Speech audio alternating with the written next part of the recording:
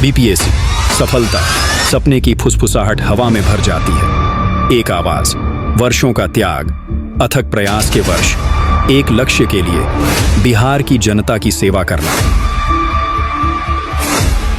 उनकी आवाज गूंजती और विकृत सड़कों पर गूंजती है। असफल, तुम सब असफल हो जाओगे। छात्र डर के मारे सिकुड़ जाते हैं, किताबें उनके कांपते हाथों से गिर जाती हैं। कुछ गलत नहीं मांग रहे, राइट टू इक्वलिटी मांग रहे। क्या गलत मांग रहे? तुमसे एसडीएम का पोस्ट मांग रहे। नहीं एग्जाम होगा। सैकड़ों छात्र दृढ़ संकल्प से सराबोर चेहरे एक विशाल चौक में एकत्रित होते हैं। उनके हाथों में नारे लिखे हुए तख्तियां हैं। आखिर यह करें तो करें क्या? तभी इन्हें एक उम्मीद की किरण नजर आती है, जो कि पटना वाले खान सर हम नहीं मांगने वाले हैं 2 साल। लेकिन यह बीपीएससी को नागवारा लगा और अब बीपीएससी ने पटना वाले खान सर के प्रत्येक कोचिंगों पर नोटिस भेजा है और खान सर से माफी मांगने का भी अनुरोध किया है। तो आखिर इस पूरे मामले में पटना वाले खान सर ने क्या कहा, आप खुद सुनिए। आप ये समझ सकते हैं कि आयोग कितना अयोग्य हो चुका है। माफी तो हम नहीं मांगने वाले हैं। 2 साल जेल काट लेंगे वो सही है। एक शिक्षक को ये क्रिमिनल बोलेंगे।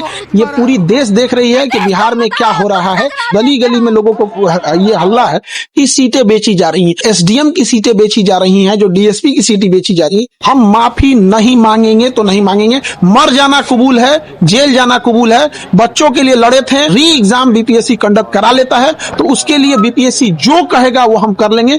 छोड़ेंगे नहीं किसी को भी। बच्चों के भविष्य के साथ खेलने का अधिकार किसी को नहीं है। अगर कोई राजनेता आ रहा है तो उसे वो भगाएगा तो नहीं। और ये राजनीतिकरण क्यों हुआ है? माननीय मुख्यमंत्री इसमें हस्तक्षेप नहीं किए। यदि वो 2 दिन 4 दिन के अंदर, 1 हफ्ते के अंदर हस्तक्षेप कर लेते तो किसी को राजनीतिकरण नहीं होने देता। देखिए, बीपीएससी ने कई सारे ऐसे बयान जारी किए, ऐसे नोटिफिकेशन जारी किए जिससे भ्रम की स्थिति पैदा हो गई। और अध्यक्ष महोदय ने स्पष्ट कई मीडिया में और अखबारों में कहा था कि वो जरूरत लगेगी तो नॉर्मलाइजेशन करेंगे।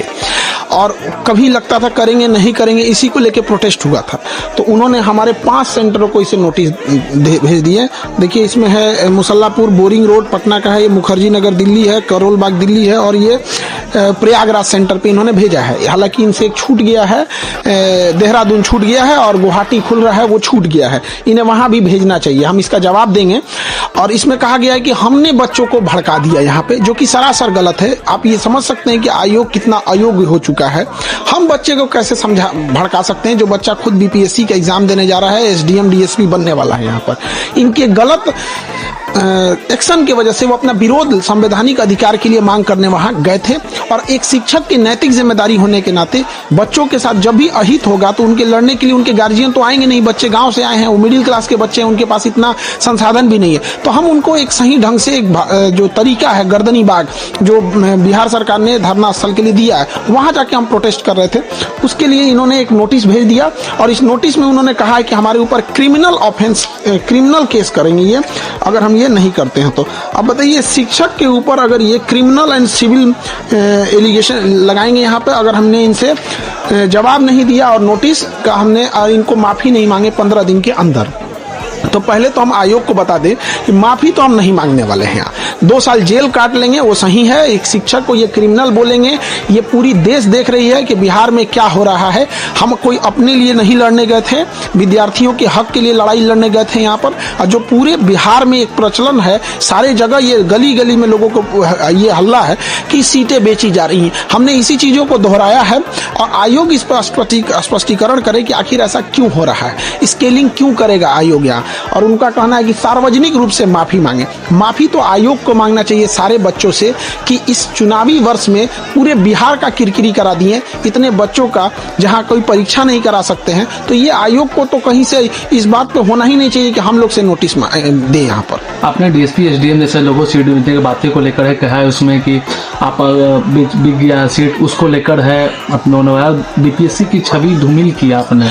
बीपीएससी स्वयं अपनी छवि धूमिल की है। जिसका पेपर लीक हो जाता है, जिसके चेयरमैन कहते हैं कि इस पेपर को कोई नहीं फाड़ सकता, उसको कोई रगड़ कैसे फाड़ दे, जो कहता है कि यहाँ पर सबसे सुरक्षित बापू परीक्षा परिषद बिहार का सबसे अच्छा सुरक्षित है, वहां से सबसे ज्यादा हंगामा हो जाए, इससे ज्यादा छवि क्या खराब हो सकती है। आरा में पिछले साल पेपर लीक हो गया, इस साल ऐसे हो गया यहाँ पर, तो इससे हम क्या छवि खराब करेंगे। दूसरा कि जो एसडीएम की सीटें बेची जा रही हैं, जो डीएसपी की सीटें बेची जा रही हैं, ये तमाम मीडिया में चले हुए चीजें हैं। हैं। तो एक जिम्मेदार नागरिक होने के नाते और एक विद्यार्थियों का शिक्षक होने के नाते ये मेरा कर्तव्य बनता है कि हम इसको और बड़े मुद्दे पर उठाएं ताकि इस पर जांच हो सके। यदि ऐसा नहीं है तो नार्को टेस्ट कराया जाए। हम यही कहते हैं कि देश में हम भी इतने दिन से पढ़ा रहे हैं, ये जांच और उसकी रिपोर्ट कब जांच होती है, कब रिपोर्ट दब जाती है, किसी को नहीं पता चलता है। पूरी मीडिया के सामने नार्को टेस्ट कराया जाए, उसकी दवा भी हम दे देंगे, सोडियम पेंटोथेल, वो नार्को टेस्ट किया जाए, हमारा भी कराया जाए मीडिया के सामने। अध्यक्ष महोदय हो जाए, सचिव महोदय हो जाए, कौन गलत है कौन सही है ऑटोमेटिक पता चल जाएगा। हम माफी नहीं मांगेंगे तो नहीं मांगेंगे। मर जाना कबूल है, जेल जाना कबूल है। बच्चों के लिए लड़े थे, उनके लिए माफी नहीं मांगेंगे, क्योंकि हम अगर माफी मांग ले तो खान सर नहीं झुकेंगे, वो बच्चों का स्वाभिमान झुक जाएगा जो लड़कर अपना अधिकार मांगे थे। फिर कोई बच्चा लड़ने के लिए नहीं जाएगा। रही बात बच्चों के री एग्जाम की, अगर आयोग बच्चों के हित को ध्यान रखते हुए री एग्जाम कंडक्ट करा देता है, दोबारा बोलते हैं री एग्जाम बीपीएससी कंडक्ट करा लेता है, तो उसके लिए बीपीएससी जो कहेगा वो हम कर लेंगे। बच्चों के हित में ध्यान रखने के लिए जो सजा है वो हम कबूल कर लेंगे, चाहे आयोग कुछ भी कहे, लेकिन ऐसे तो माफी नहीं मांगेंगे। आगे अब खान सर क्या करेंगे? आप इस नोटिस का जवाब देंगे और एक बीपीएससी को भी नोटिस भेजेंगे कि आपने पूरे विद्यार्थियों को 5 लाख स्टूडेंट को मेंटल ट्रोमा में रखें। वहां पे कभी इनको लगता है, कभी इनका मन करेगा ऑप्शनल हटा देंगे, कभी 5 ऑप्शन डाल देंगे, कभी 4 ऑप्शन डाल देंगे, कभी एक ट्वीट खेल देंगे, कुछ से कुछ बोलने लगेंगे। इनका अध्यक्ष साहब का कहना था मैं एग्जाम के लास्ट मोमेंट में डिसीजन ले सकता हूं कि नॉर्मलाइजेशन होगा कि नहीं होगा। तो बाहर में आके हम लोग क्या बोले? हम शिक्षकों को इन्होंने ये समझाने की नहीं कोशिश की थी, बल्कि ये थोपने की कोशिश की थी कि हम नॉर्मलाइजेशन करने जा रहे हैं, आप बच्चों को समझाइए। तो हम क्यों इनके डिसीजन को भागी बनेंगे? हमने इनसे यही कहा था कि आप बच्चों से बात करके बैठ लीजिए। तो इन्होंने कहा कि ठीक है, आप बच्चों को समझा दीजिए कि 15 नवंबर को हम एक बच्चों की मीटिंग बुलाएंगे। हम लोग की तो वैल्यू हम लोग तो बोल दिए कि आयोग बोले हैं कि 15 नवंबर को मीटिंग बुलाएंगे। क्या इससे आयोग की मंशा पर उसकी छवि धूमिल नहीं होती है? तो ये सब चीजों में आयोग को सोचना चाहिए।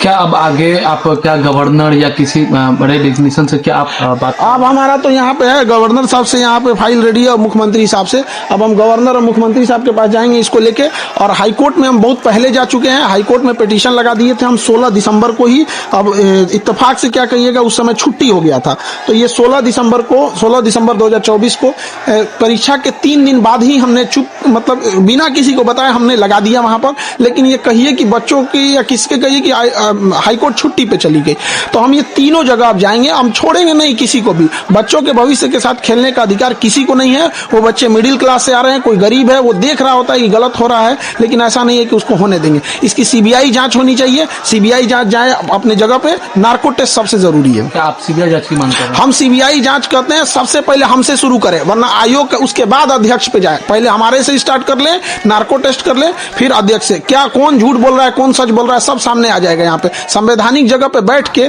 संविधान की रक्षा करनी चाहिए, देश की भविष्य का। इससे पहले अतुल प्रसाद भी थे, इतनी बड़ी परीक्षा कंडक्ट कराएं, इस तरह का तो एलिगेशन उन पे नहीं लगा। ये एक एग्जाम कंडक्ट कराने में पूरी तरह से धज्जी उड़ा दी है बीपीएससी का।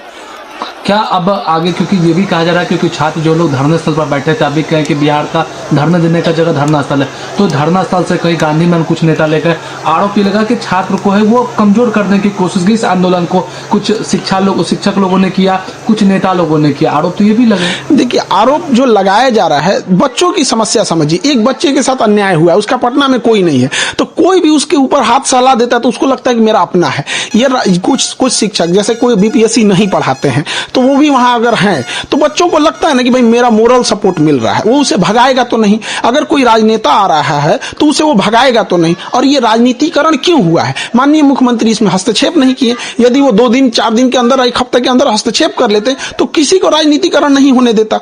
हमें या किसी विद्यार्थी को ये अधिकार थोड़ी है कि उनके धरना स्थल पे कोई अगर राजनेता आता है तो उसे वो भगा देंगे यहाँ पर। या कोई शिक्षक भले बीपीएससी को नहीं पढ़ा रहा है, बीपीएससी नहीं जानते, तो वो भी अगर वहां बैठे हैं तो बच्चों को क्या है, वो तो वहां उनको रहने ही देंगे। उनको लगता है कि भाई कोई भी हमारा साथ दे रहा है। तो अगर इसमें राजनीतिकरण हुआ है, जो कि नहीं होना चाहिए, तो उसके लिए भी जिम्मेदार सरकार है। अगर ये त्वरित एक्शन लेते तो ये नौबत ही नहीं आती। उसी धरना स्थल से 2 दिसंबर से लेके 4 दिसंबर के बीच में 1 हफ्ते तक, वो शुरुआती दिसंबर पे एनसीएल के मामला था, मुख्यमंत्री साहब ने हस्तक्षेप किया, हो गया। 6 दिसंबर को नॉर्मलाइजेशन खत्म था, हो गया। यहां भी हस्तक्षेप करते तो नहीं होता। ये चुनावी वर्ष है, मुख्यमंत्री साहब को भी सोचना चाहिए कि बच्चों के भविष्य में सोचेंगे तो बच्चे भी अच्छा करेंगे। लेकिन बीपीएससी तो ऑटोनोमस बॉडी है तो उसको फिर हस्तक्षेप ये कहने के लिए सारी चीजें होती हैं। ऑन मतलब ऑटोनोमस क्या होता है, नहीं एक होता है कि किसी को समझाने के लिए कुछ भी कर दीजिए, ऑटोनोमस होता है। एक बार डिप्टी सीएम साहब कहते हैं यदि धांधली होगी तो मैं 2 मिनट में परीक्षा कैंसिल करा सकता हूँ।